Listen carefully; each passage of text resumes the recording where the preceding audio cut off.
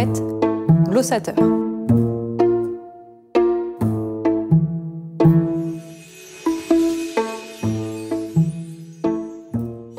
Équeard IV est un moine qui est né à la fin du Xe siècle. On sait peu de choses sur ses origines, mais on sait néanmoins qu'il intègre très jeune l'abbaye de Saint-Gall.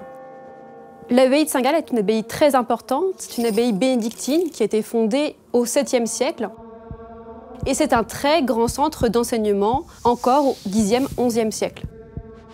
Alors j'ai rencontré Équeard à travers les traces qu'il a laissées dans les manuscrits de la bibliothèque de Saint-Gall. Ce sont en fait des petites notes qu'on peut voir en marge des manuscrits. Et ces notes, on leur donne un nom particulier qui sont des glosses, puisqu'elles servent à expliquer le texte qu'elles accompagnent. J'ai notamment regardé un manuscrit en particulier qui date de la fin du 9e siècle. Il s'agit d'un manuscrit d'Orose qu'on appelle « L'histoire contre les païens ». Dans ce manuscrit, ce qui est très intéressant, ce sont les notes notamment géographiques. On a par exemple une note qui concerne la Pannonie, qui est une région que décrit Orose. Équeard précise qu'elle s'appelle désormais la Hongrie, qui est donc le lieu où vivent les Magyars, autre nom qu'on donne aux Hongrois, depuis le début du Xe siècle. Donc là, il a actualisé le savoir qui était transmis dans le texte d'Orose. Équeard IV n'a pas seulement tracé des gloses écrites dans le manuscrit, il a également dessiné des gloses figurées.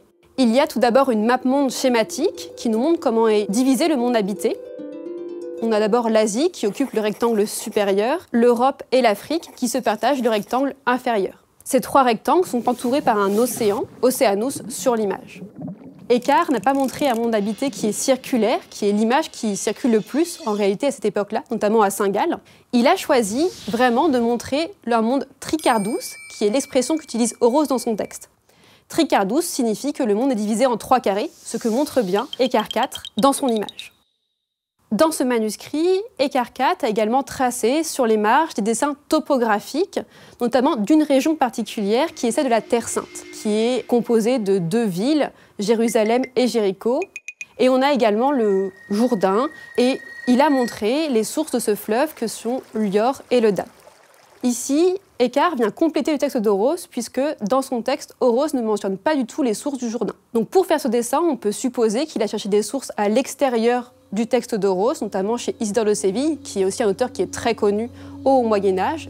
Donc on voit à travers ça qu'en fait c'est un glossateur très compétent, puisque ces images vont vraiment permettre d'éclairer au mieux le texte qu'elles accompagnent.